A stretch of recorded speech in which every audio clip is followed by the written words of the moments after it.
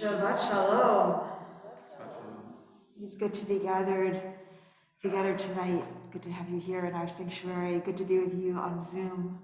Good to be together to welcome Shabbat. Let's take a moment before we get started just to greet each other. Just if you're on Zoom, just take a chance to write in the chat Shabbat Shalom to each other. Tell us where you're zooming in from. If you're here in the sanctuary, take a moment to find somebody you don't know. Greet them and wish them a Shabbat Shalom.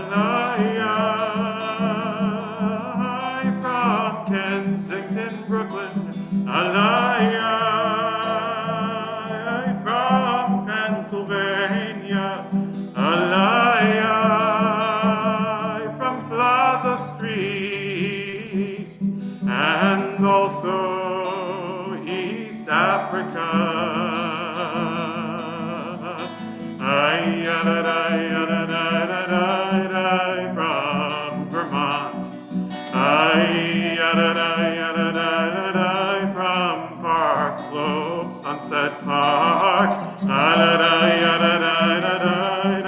from Crown Heights,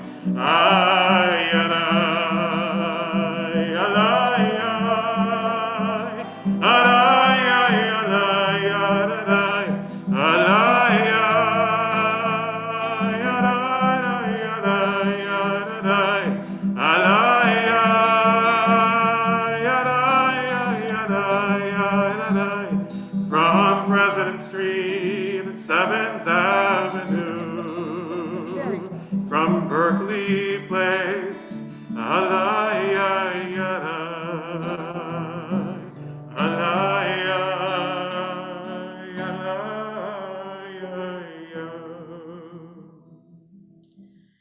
So we realized today, as we were preparing for this service, that this would be the first time in, we think, 2 years that we've had a B'nai Mitzvah family with us on Friday night. Because, it's been an interesting 2 years. But so Abe and Matt Becker are about to become B'nai Mitzvah tomorrow, and they're here with their parents and some of their family members, and we're going to invite them up to light our Shabbat candles.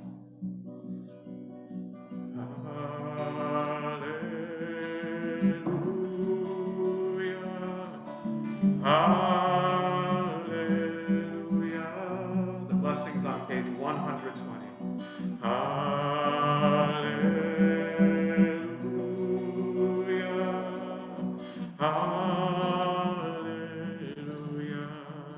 have two sets of numbers, the lower right-hand corner and the brackets. Hallelujah. Page 120. Hallelujah.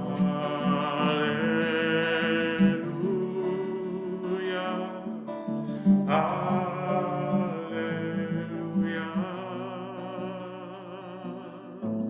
Hallelujah. This isn't going to work until we're all singing. Hallelujah. I promise. Try it. Hallelujah.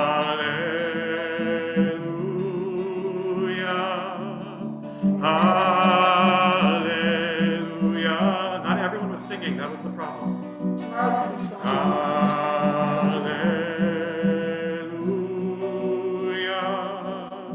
Hallelujah. Focus on your breath.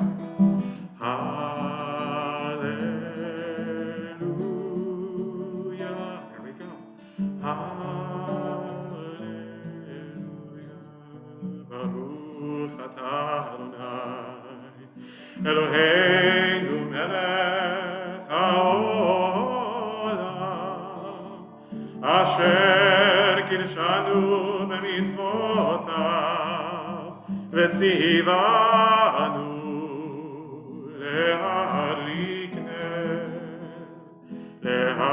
להדליקנה של Shabbat.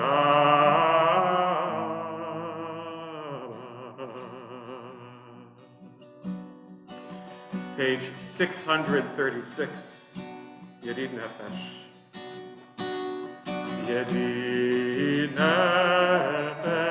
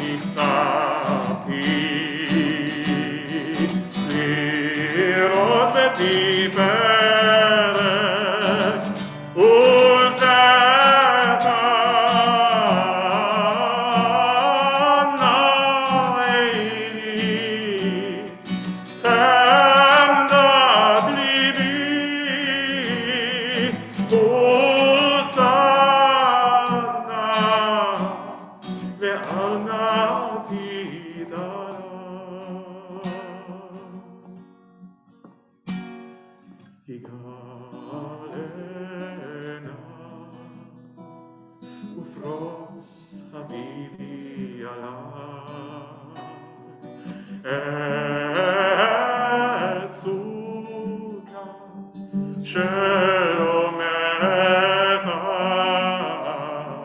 תאיר ארץ מכבודך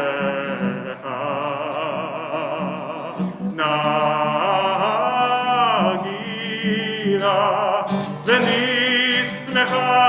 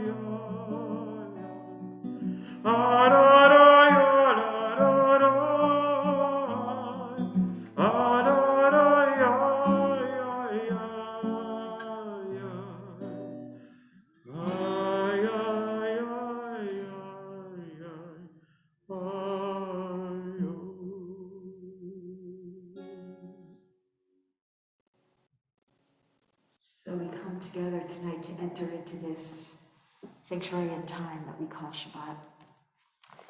Take a deep breath to release the week that's passed. Let it go. Tonight we sing the psalms that our ancestors used to help us bridge from the world of work, the world of busyness, the world of activity and control and building and fixing, to this special set-aside time which we receive. Tonight on this Shabbat, we are doing that, and we're also doing something really brave. Some of our members are sharing stories later in the service that are personal, and vulnerable, and honest, and risky. And we're gonna all, in this space we've carved together, that we've held open, this space we've held open from the rush and press of the world, we're gonna hold them in our embrace, in the embrace of this Shabbat sanctuary. And so our task now is to do what Shabbat always calls us to do, which is to make that space. Make that space inside of ourselves. Make that space in this space.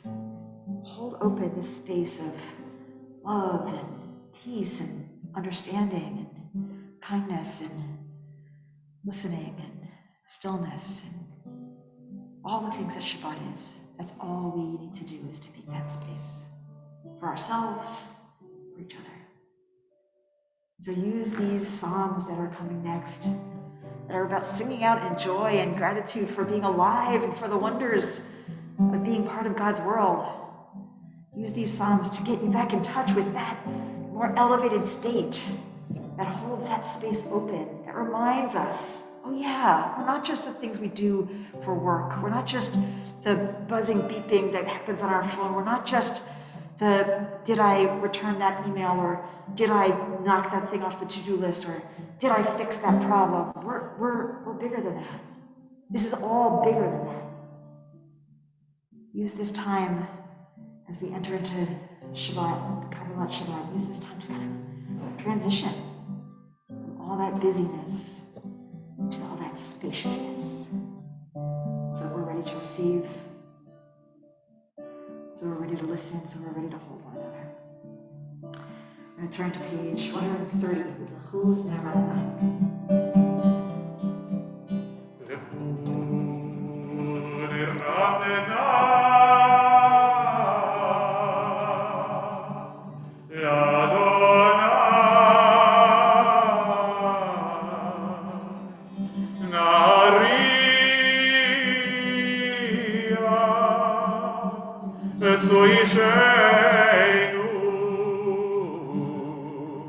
Look at the page number in blue. blue brackets, page 130. Nekadem afanav v'todah v'zmirot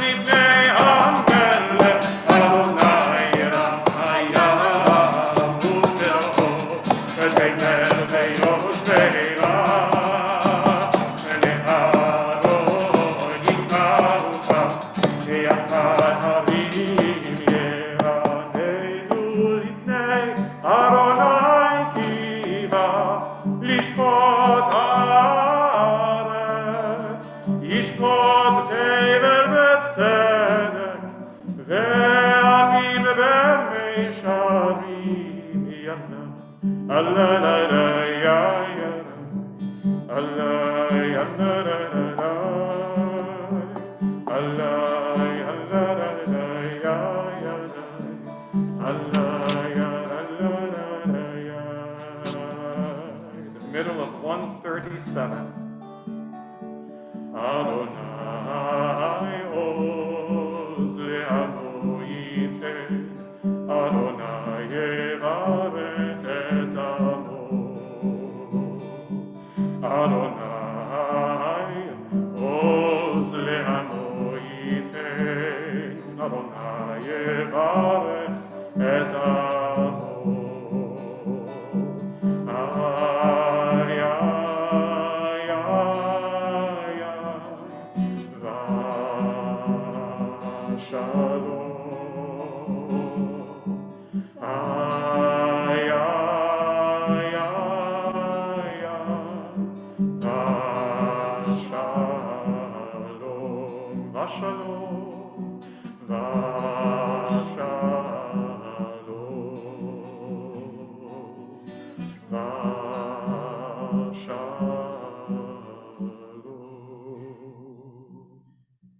Let's take the next few moments just to breathe in the space, this time, this place together.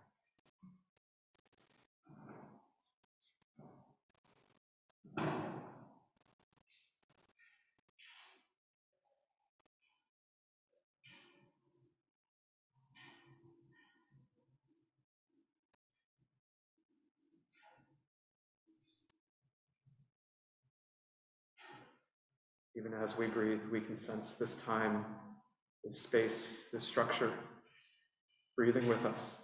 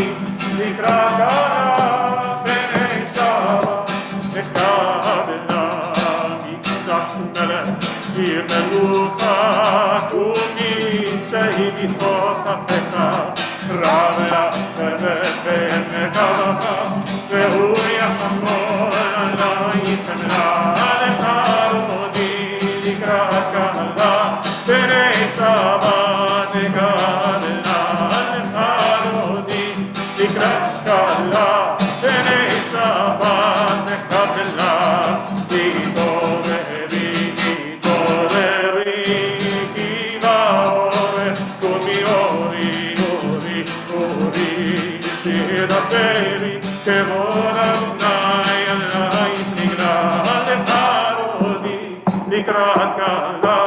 בני שבת נקבלה, לך דודי לקראת קהלה, בני שבת נקבלה.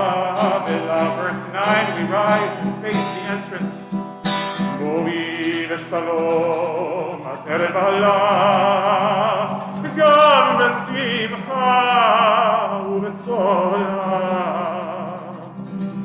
תוך אמוני עם סגולה, בואי חלה, בואי חלה. We remain standing.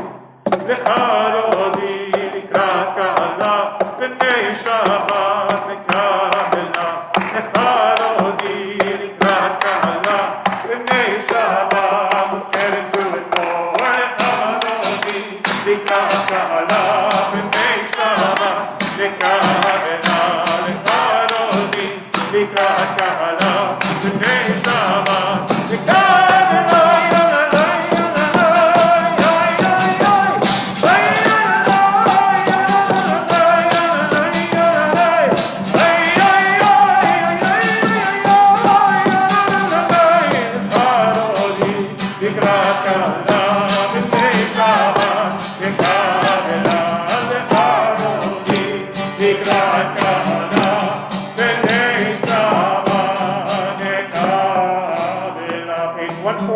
We remain standing. Each gadol, each gadol, shemega. Velani vakutem yamit paputem. Shebetay yekonu yomekon. Umayim lechol beit Yisrael. Hagala, hagala. U'nitzmah kari ve'aru. Amen. Yemei shmera la'ivara. Ve'alav ve'al me'amaya. יברך וישתבח, יפעל וקרומם, ויתנשא, ויתעלה, ויתעלה, ויתעלה, לשמי קדושה, ובריתו לילה מכל מחתו, ושירתו, תושבחה דנך למטה, תאמיר לילדה, וירבו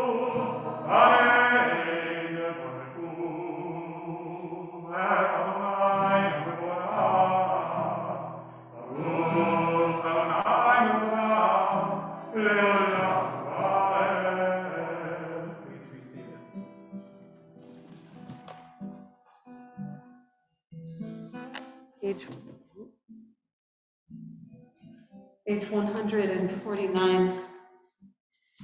This is an hour of change. Within it we stand uncertain on the border of light. Shall we draw back or cross over? Where shall our hearts turn? Shall we draw back, my brother, my sister, my sibling, or cross over? This is the hour of change, and within it we stand quietly on the border of light. What lies before us? Shall we draw back, my brother, my sister, my sibling, or cross over? Baruch atah Adonai Hama'ariv Aravim, page 150.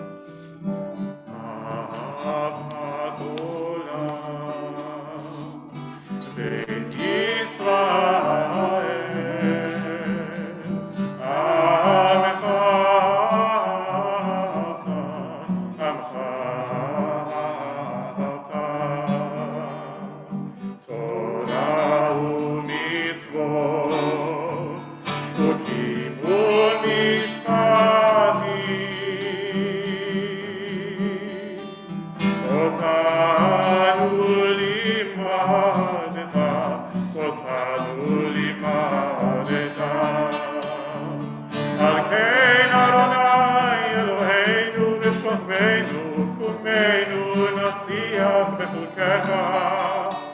ונשמח בדברי תורתך ובמצוותיך לעולם ועד, כי הם חיינו ואורך ימינו, ובהם נגע יומם ולילה.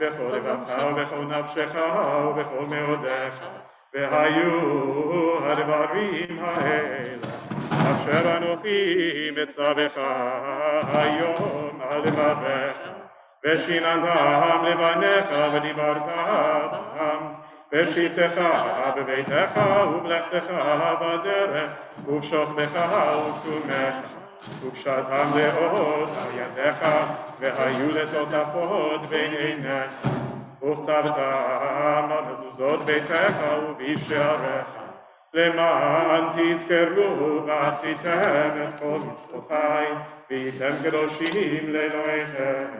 אני אדוני אלוהיכם, אשר הוצאתי אתכם מארץ מצרים, להיות לכם לאלוהים. אני אדוני אלוהיכם, אדוני אלוהיכם. Page 158, we join together in Micha Mocha. Micha Mocha, Bailim Adonai. Micha Mocha, Elam HaKodesh. Let's hear you. Torah, Tehilot, Oseh.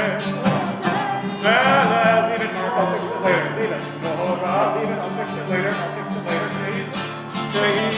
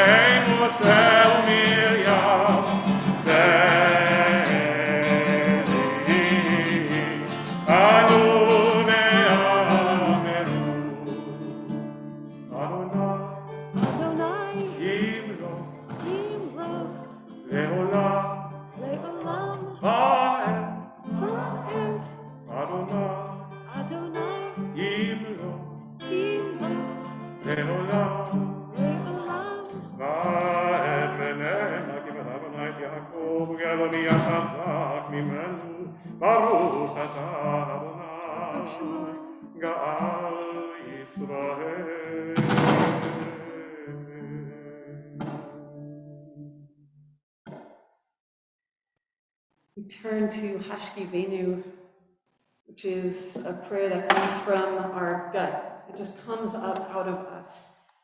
It's the thing we need most. We ask for safety, we ask for protection, we ask to be guarded when we are most vulnerable. Shachav, Hashkivenu, it just means to lay down. Ha'amidenu, what comes next, it just means, like Amidah, it just means to stand up. It's the most modest ask we could imagine. We just want to go to sleep tonight, okay, whole, safe, well. We want to wake up and get up in the morning and feel okay and whole and well and safe. Most modest ask, prayer, and most miraculous, maybe too, what we're asking for. Tonight we pray it for all people that we know, all the most vulnerable people in this world. As the snow comes down and it gets cold, we pray it for all of the people who find themselves without shelter on this night, that they be sheltered, protected, and find safe haven. And then we will move to our prayer for healing, because sometimes we are not protected, and parts of us break, and parts of us hurt and ache. And so we'll pray tonight for the wholeness of all those in our lives who are in pain on this night, whether it's their body and they're sick, maybe they've gotten some bad news recently, or maybe they thought they were getting better, but suddenly a downturn. We pray for those who are lost or lonely or in a relationship that is more abusive than healing, for people who face addiction that we love. We pray for a refuah shlema, a return to health and healing. If you're joining us virtually, we invite you to place the names of those you're praying for into the chat or into Facebook. Tell us a little bit about why you're praying for them, and we will hold them with you. And here in this space, when we come to the middle of the prayer, we'll invite you to say those names out loud. We turn to Hashkivenu, page 160.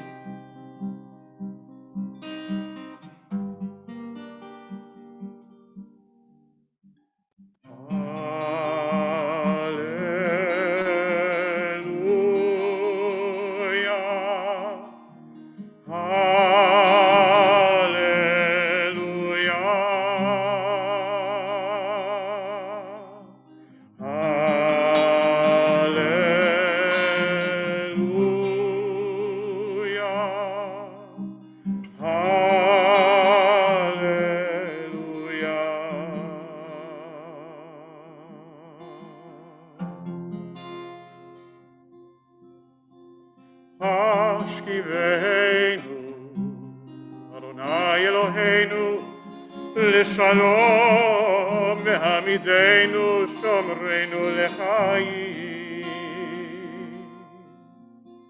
ופרוס עלינו סוכת שלומך ותקננו בעצה טובה מלפניך והושיענו למען שמך והגן בדלנו והסר מעלינו אויב דבר וחרב ורעב ויגון והרחק ממנו עוון והפשע ובצל כנפיך תסתירנו כי אין שומרנו מצילנו אתה כי אין חנון רחום אתה ושמור צאתנו ובואנו לחיים ולשלום מעתה ועד עולם מעתה ועד עולם ברוך אתה אדוני הפורש סוכת שלום עלינו ועכו ישראל ועל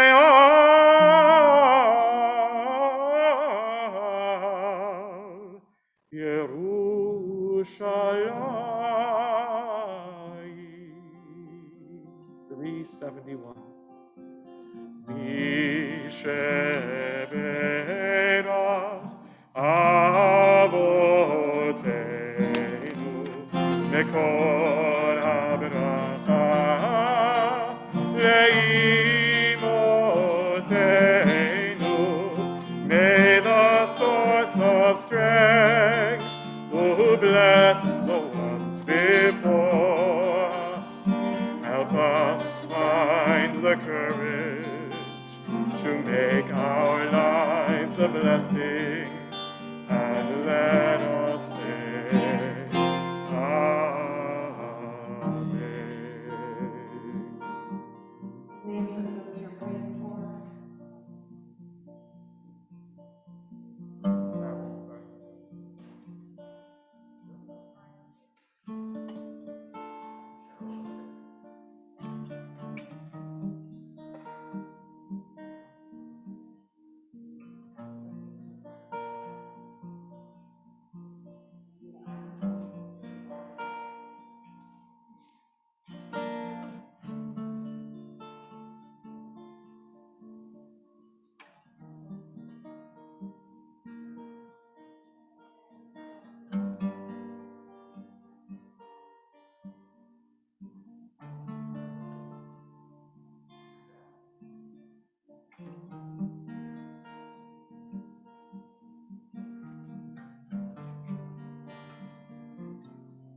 join together.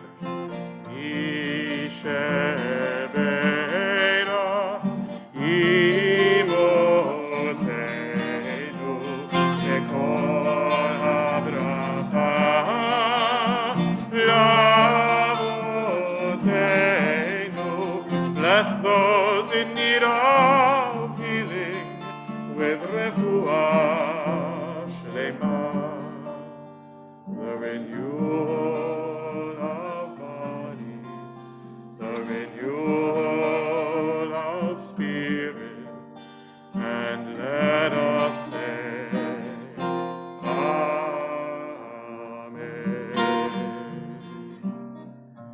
We turn back in our prayer books to page 162, and if we're able, we rise for the singing of the Shamru, to be followed by silent Amidah, silent standing prayer from pages 164 to 181.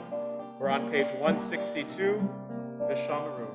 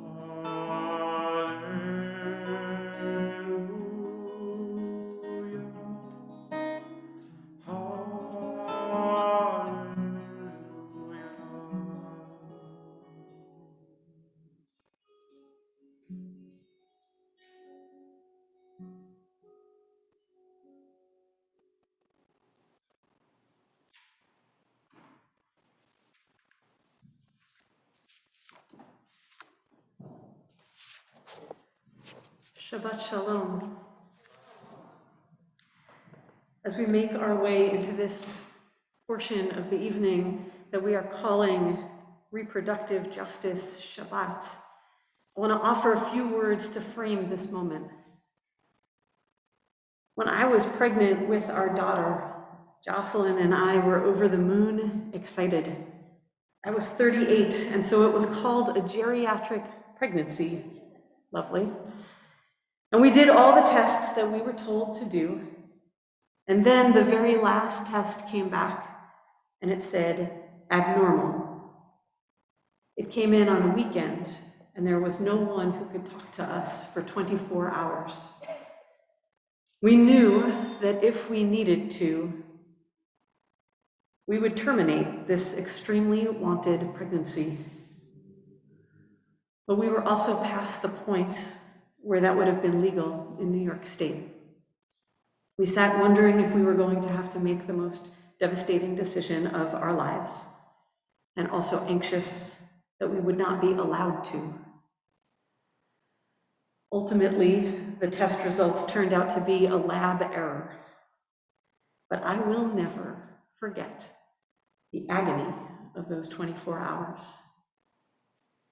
Tonight, all around the country, Jewish communities like ours are observing a Shabbat to talk about reproductive justice, mainly about abortion.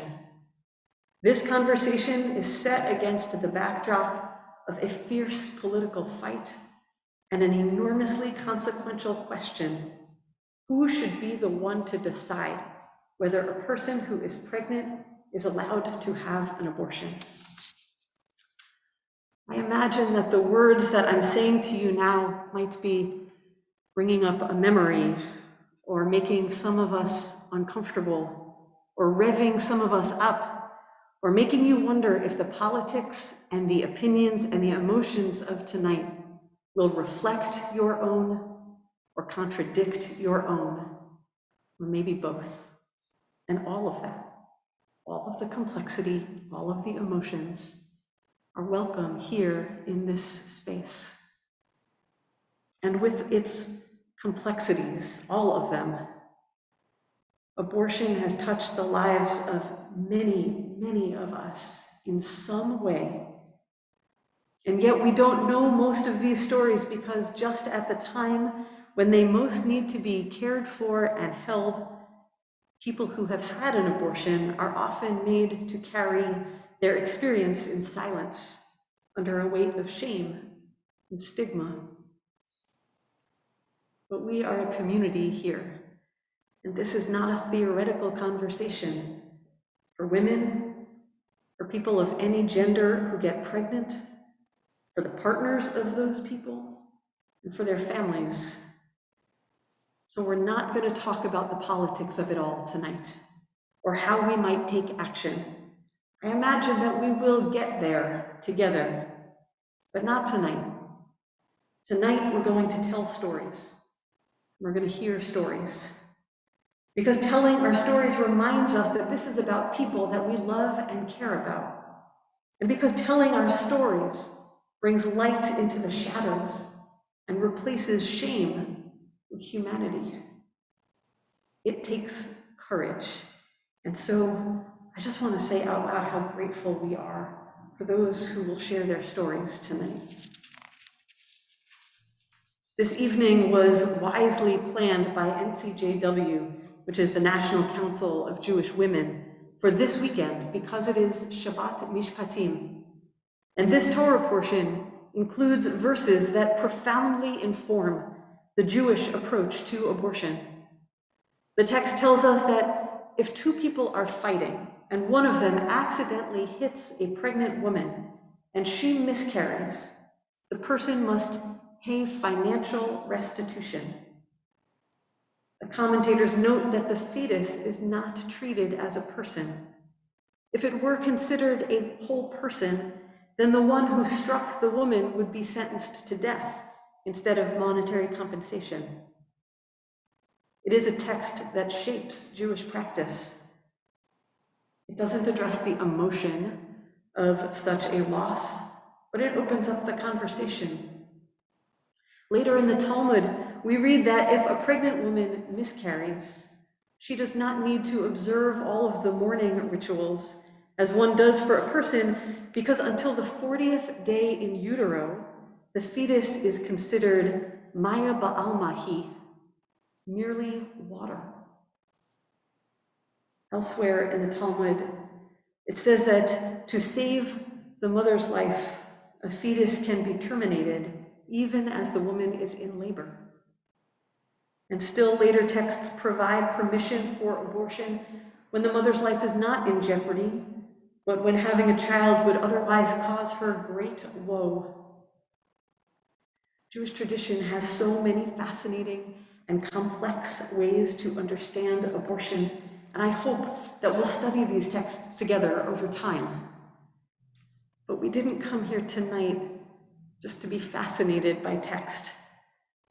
We want to begin with us, so that no one should feel alone in their loss, or in their relief, or in their pain. So we start with story because story, more than opinion, more than political analysis, more even than ancient Jewish text, ties us to one another. And to have these conversations well and from a place of love, we must be tied to one another. Last week, we invited you to write your stories and send them to the clergy team. And so many of you courageously did. Some of you said or wrote that this was the first time you were telling your story, and it was scary. And some of you wrote with the caveat, you're not going to want to hear this, but we do. We do not want to sanitize the complexities or obscure anyone's whole truth. For all of you who wrote, or who even thought about writing, thank you for trusting us, for trusting each other, and for trusting this community with your stories. Tonight we'll hear 6 stories, 3 shared by clergy on behalf of others, and 3 in the voices of the storytellers themselves. Each one is quite different, but they begin to weave together the fabric of our communal story. Thank you for being the vanguard of this holy and healing conversation. And it's my honor to invite forward Rabbi Timoner to begin.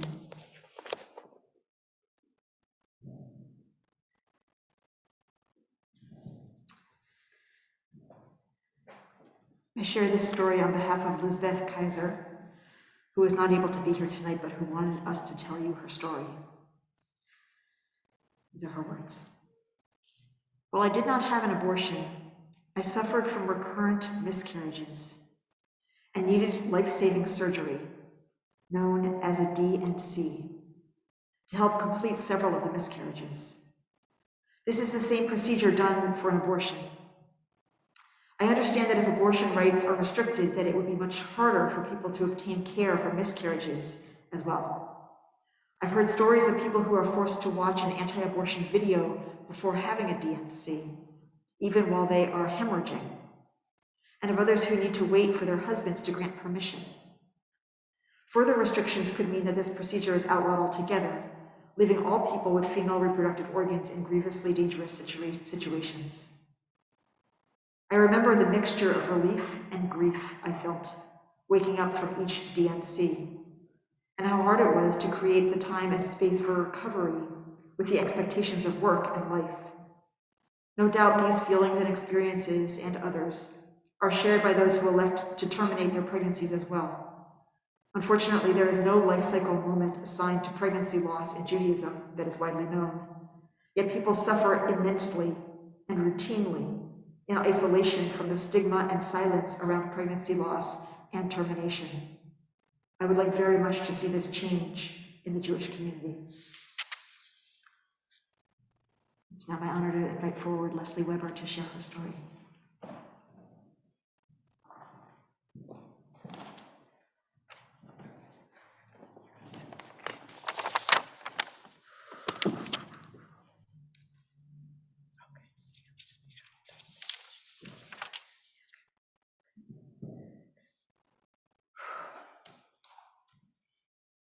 I was a sophomore in high school.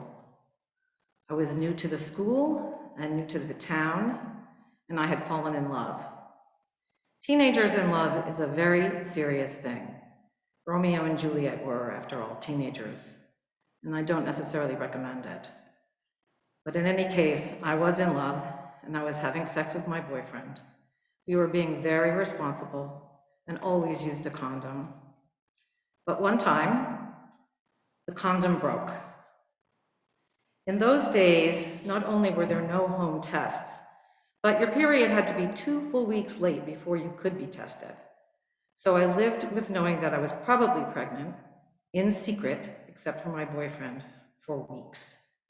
Then I had to find a way to get to the Planned Parenthood nearby, also in secret, where I peed in a cup and then sat in the waiting room with my boyfriend and a bunch of other worried-looking girls and women for the results.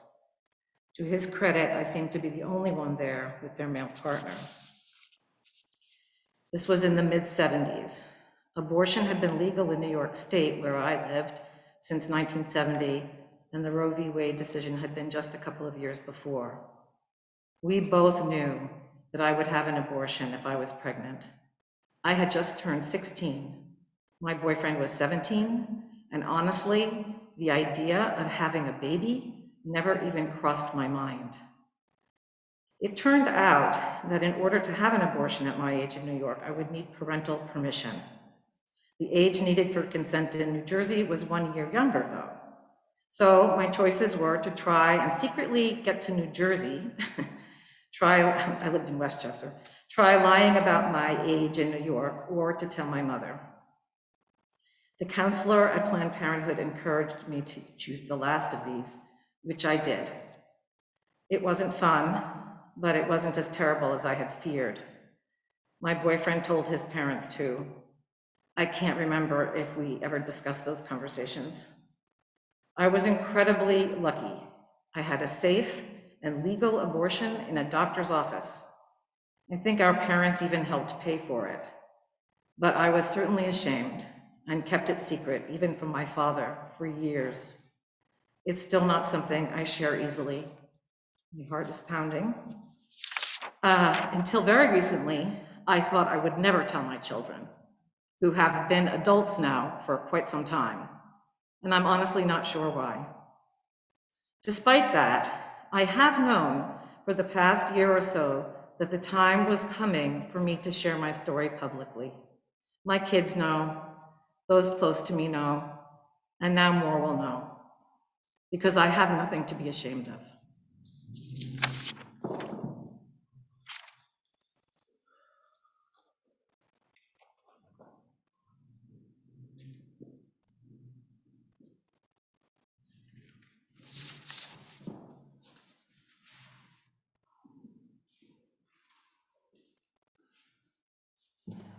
I share this story that was sent to us anonymously, but with permission to share.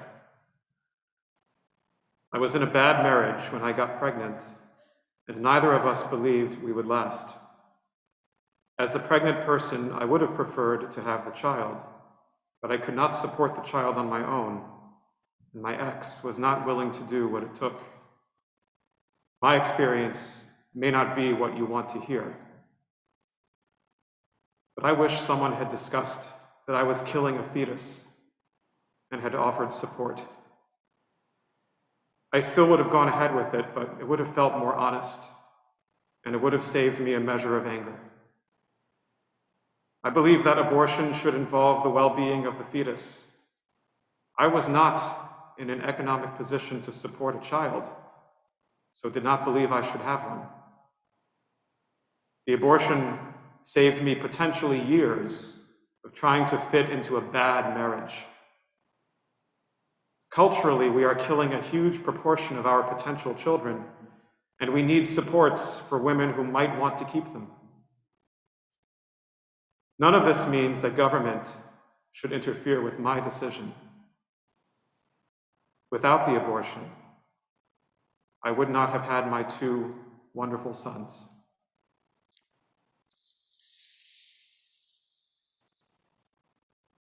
Invite forward Kathy Colkin.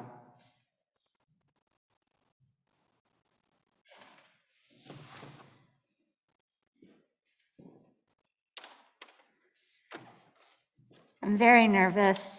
I have been all day. My coach told me that maybe if I just told all of you that I was nervous, it would help me be less so I'm going to do that. I'm most nervous that I'm going to cry, so I'll just go ahead and start doing that right away too and get it over with. I was born on January 4th, 1972, 383 days before Roe. This is only significant because immediately after I was born, I was surrendered for adoption by my 15-year-old biological mother. These were the only circumstances of my birth I knew for over 45 years. I was born, she was 15, I was surrendered. I was adopted right away because I was healthy, white, and newborn, and told over and over and over again how lucky I was that my biological mother made such a sacrifice. Imagine me, a sacrifice, and lucky, the gratitude I should have felt for being surrendered. For years, I thought if I ever meet her, the first thing I'll do is tell her how sorry I am that she got pregnant with me in 1971. What a raw deal that was. How my heart broke for her and her lack of choices. And how the birth of and raising my own daughter had cemented this for me. Then on March 8th, 2019, through the miracle of DNA and Ancestry.com, I did find her. And she's broken. There was no surrendering. There was taking. She hid the details of her pregnancy for 7 months, trying to come up with a plan to keep me. She was sent to a home for unwed teenagers 60 miles away from her family. They wouldn't let the girls there call each other by their real names so that they could not form a bond with each other.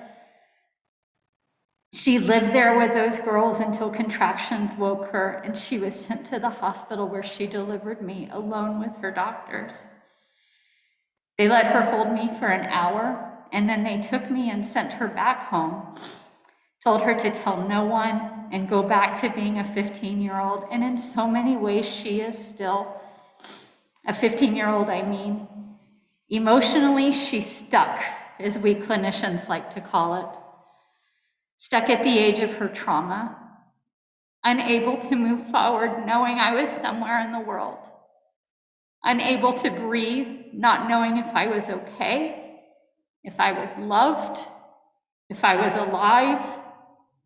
An abortion, she could have mourned, celebrated, grieved, felt tremendous relief, perhaps all of those things. An abortion she could have had as soon as she realized she was pregnant, if only it was 1973. An adoption was worse than death because I was alive and not hers, and I never will be, and she knows that, and it breaks her. As happy as she is to know me now, knowing I'm not hers breaks her daily, still. Almost 66 years old, but still broken. The very circumstances of my birth made me pro-choice, surrendered, taken, broken.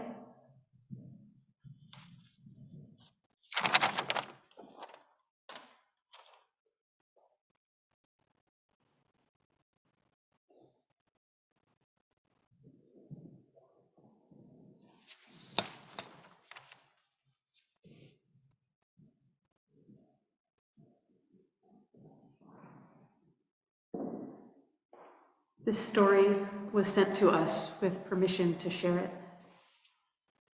I am very aware that I stand on some very broad shoulders. In 1973, I found myself at a crossroad, being offered a full academic scholarship to NYU and pregnant. But because of the ruling of Roe v. Wade, I also had choices. And the choice I made was to have a safe, legal abortion. The ramifications of having that choice not only changed my life, but also the lives of the next generation of my birth family as well. I am the birth daughter of Southern uneducated sharecroppers. Because I had options that they could never imagine, I was the first of that line to finish high school, college, and graduate school, thereby modeling for them possibilities that they could never dream of. If I had not had that choice, my child would have been third-generation welfare. As I now look at my great nieces and nephews daring to dream dreams and have visions, I know that my choice was the right one, not only for me, but also for my birth family. Roe v. Wade must stand. Generations to come are depending on it. I call forward now Kara Rach.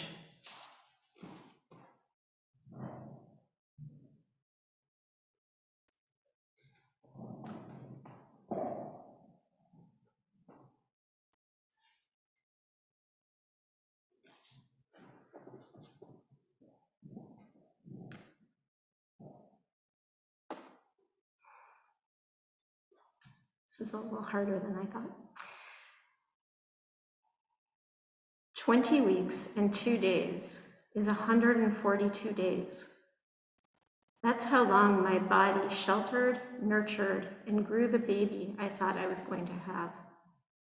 This pregnancy was created with love and wanting. This baby was going to have a family, a big sister, and 3 grandparents, and aunts and uncles, and many cousins. For 142 days, I was going to be the mom of this baby when they were born. It was everything. And in the end, it was agony. Our nightmare began in week 11, 77 days into our 142-day journey to the void. Don't worry, they said, placental cells can be inaccurate. Get an amnio, I'm sure it'll be fine. So we waited, nervously but assured, for 35 more days. Week 16, we did an amnio. We saw a physically perfect looking anatomical scan. More assurances. 5 days later, week 17, the phone rang. It was a geneticist. I did not know her. She thought I already knew what was wrong. I didn't. Lots of words, extra chromosomes, deleted chromosomes, lots of sorries. For anyone who's received bad news, you know that feeling of watching yourself from above, an almost detached dissonance. This poor woman just found out her fetus is not healthy. Wait, that woman is me, and that fetus is ours. If that weren't enough, the problem was medically and genetically a 1 in a million. The impact was not clear-cut, the specific outcome unknown. What we knew was that a healthy, normal life was not in the cards for this fetus. But what does that even mean? How big is our nightmare, we wondered. We got a lot of wrong information. We grappled with a lot of questions, a lot of opinions. We heard about cognitive impairments, propensities for cancer, a life of pain, a life of unknowable hardship. We heard so many things. After 3 weeks, 21 days of research, talking, learning, and so much pain, of seeking out the wisdom of our tradition, we finally knew, in the depths of our soul, we knew we had to end this pregnancy for the sake of this potential baby and for the sake of our 3-year-old child. There is so much pain, emotional and physical, that goes into ending a pregnancy at 20 weeks. And that ending goes on far after it's done, in the mother's body, in its parents' psyches and souls. But what lingers is that in the end, We were the deciders. We did the research. We talked to experts in multiple countries. We would bear the responsibility and the consequences, as were our older daughter. We are the parents. We had to reckon with all of it, the pain, the difficulty, the weight of deciding. Is a government unqualified, impersonal, not responsible for the enormous impact a decision like this has on a citizen's life, the right decider? We don't think so. Cannot be the case. It should not be the case, and it must not be the case. Day 142. I had to tell a very uncomfortable resident in the operating room I was crying because I was sad, not because I thought that what was about to happen was wrong. Even in that moment of agony, of darkness, I knew we were engaging in an act of mercy and of love. Zichrono livracha.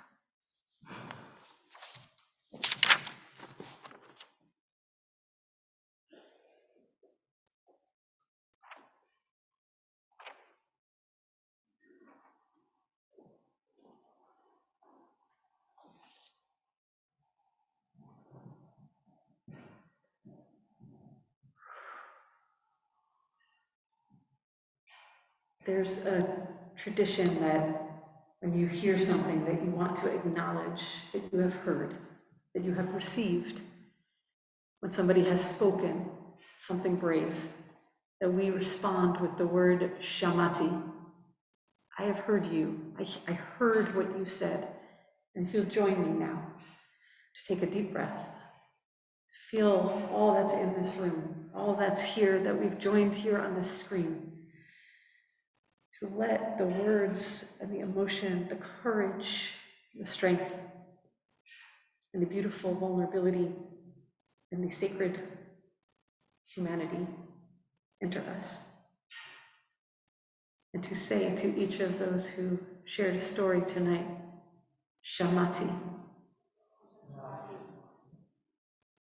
Shamati, and thank you so much for your courage, for deciding to be first, for trusting us to hold with you all that you have carried and carry still. And thank you to your families who have also joined with agreeing that this story should be a public story that we can hold together with you. We are so grateful.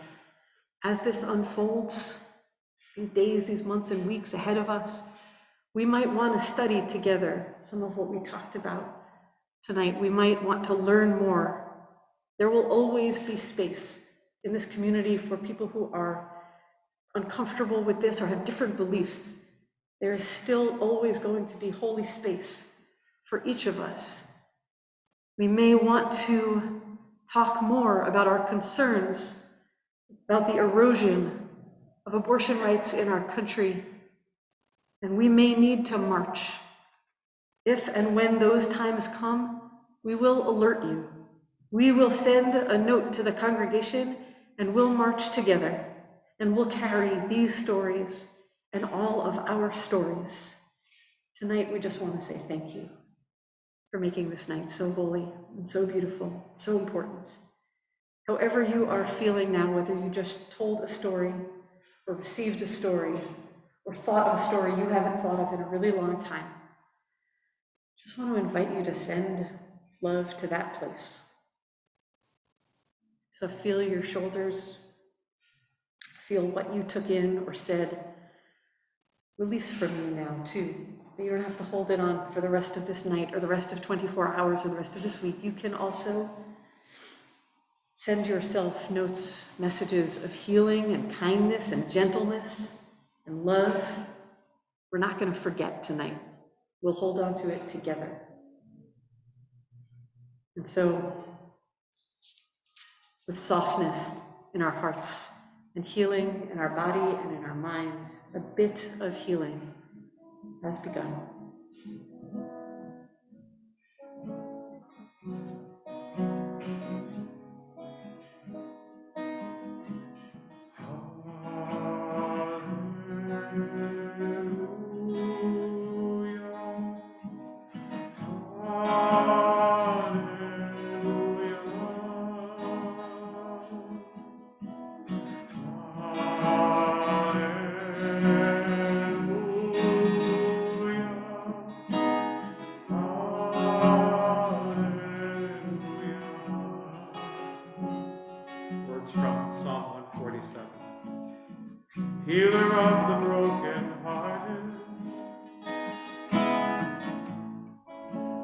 binder of our wounds, counter of uncountable stars. You know who we are, healer of the brokenhearted, healer of the brokenhearted, binder of our wounds, binder of our wounds, counter of uncountable stars, counter of uncountable stars. You know who we are.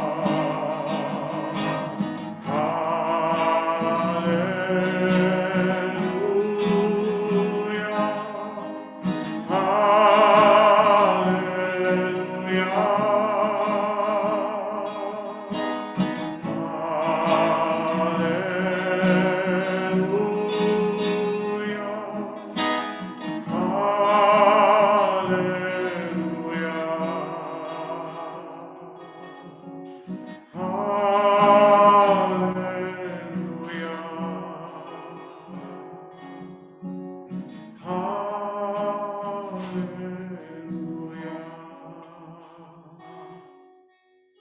Continue with Aleinu L'Shabeach, page 586. At the bottom of the page, we rise if we're able. Aleinu L'Shabeach Adon Hakol, V'ateikiru L'Yitzter Bereshit, Shelo asanu k'goyei ha'aretzo, ve'lo samanu k'mishpechot ha'adama, Shelo sam chelkeinu k'lahem, ve'goraleinu k'kol ha'monam, v'anachnu goyim, ומשחקים ומודים לפני מלך מלכי המלכים, הקדוש ברוך הוא. Middle of 590. כי העמוד של חגים ולמלך זכרו וכבוד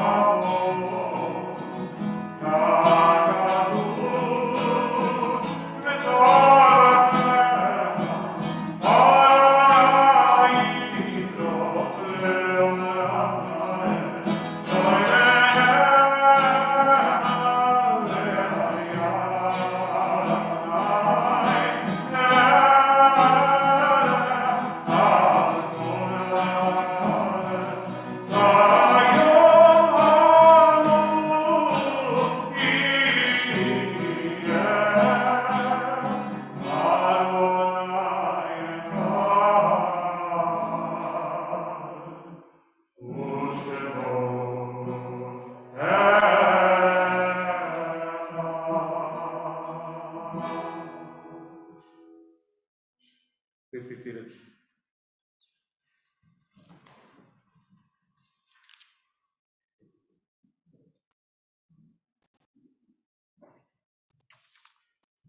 It's now my pleasure to invite forward Molly Silverberg to offer us some greetings and announcements on behalf of our Board of Trustees.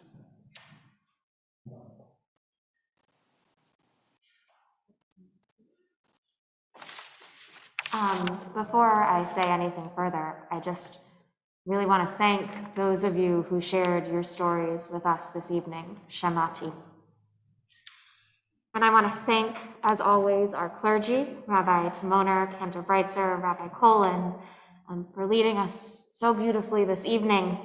I want to thank the entire CBE staff, Kimberly and especially Kimberly Lissy for supporting services in person, and Ben Kern for supporting us on Zoom and on live stream. Shabbat morning services, as always, take place tomorrow morning at 9:30 a.m. in the sanctuary and on Zoom, YouTube, Facebook Live, and our website. We will be celebrating the B'nai Mitzvah of Matthew and Abraham Becker. Gan Shabbat for Yahad K through 2 families is at 9:15 on Zoom, and Shir L'Shabbat with Debbie Bruckman for ages 0 through 5 is on Facebook Live at 9:30. The Anti-Semitism and Hate Crimes Rapid Response Team meeting will be at 11:30 a.m. here in the sanctuary and on Zoom. So it may be snowy outside, but we are thinking about summer, so, fast forward a little bit. After 2 long years, CBE Kids Camps are back and registration is now open. Visit cbebk.org/camp to learn more and register. And for anyone who reads these CBE emails, which I hope you all do, you know that there is a lot more going on. I will not tell you more this evening, but please do check out the advisory, check out our website, and Shabbat Shalom. Shabbat Shalom. Thank you, Molly. We always, when we come to the end of our time together, call to mind and heart the people we love whom we've lost. And so I want to invite you, if you are in a period of mourning, to rise and tell us who you're remembering. So if you're in the first week since the death of someone you love, if you're in Shiva, I invite you to rise and tell us who you're remembering. And if you're on Zoom, you can write that person's name in the chat. And if this is Shloshim, if this is the first 30 days since the death of someone you love, you can rise and tell us who you're remembering. My wife, really love it.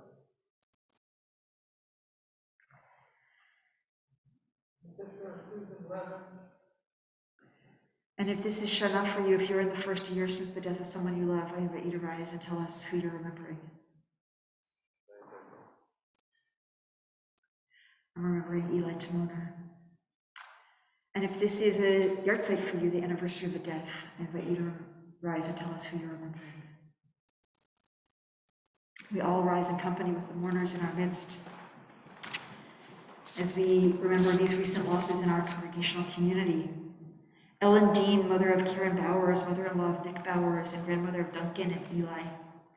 Edward Rusland, father of Larry Rusland, father-in-law of Laura Dahlheim, and grandfather of Sylvie and Henry. Sheldon Dollinger, father of Lorna Dollinger, father-in-law of Stephen Gold, and grandfather of Michaela and Kevin. Rosalie Lovett, our member and wife of Bruce Lovett, mother of Sam and Sarah, and grandmother of Russell, Patrick, Nathan, and Gabrielle. Michael Sabin, father of Jessica Corner, father-in-law of Ari Corner, grandfather of Stella, Maxton, and Milo.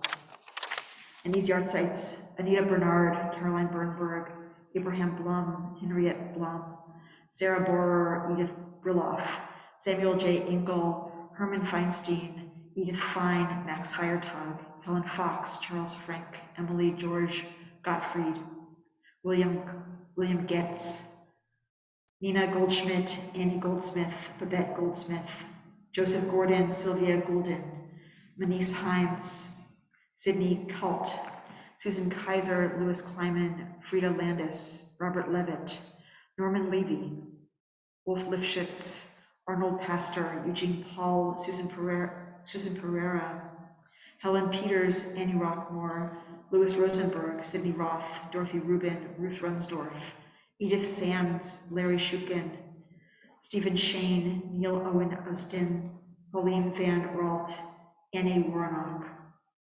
Holding them all together, we say, Zichronam Livracha, may their memories forever be a blessing. We turn to the Mourner's Kaddish. It's on page 598. Yitgadal v'yitkadash shemei Rabbah, ve'alma divrach yeruteh v'yamlich malchuteh, v'chayechon uv'yomechon uv'chayei d'chol Beit Yisrael, v'agalau v'zman kariv v'imru amen. Yehei shmei Rabbah mevorach le'alam u'lamei amaya, yitbarach v'yishtabach v'yitpa'ar v'yitromam v'yiznaseh, v'yithadar v'yit'aleh v'yit'halal shmei d'kudesha b'richu, le'ela minko berchata v'shirata, tush bechata v'nechemata, da'miran be'alma v'imru amen. Yehei shlomo Rabbah min Shemaya, ve'chaim alinu ve'al kol Yisrael v'imru amen. Oseh shalom b'mrama, v'yaseh shalom alinu ve'al kol Yisrael ve'al kol yoshvei tevel v'imru amen. May the one who makes peace in the high places make peace for all who mourn. And we say together, amen.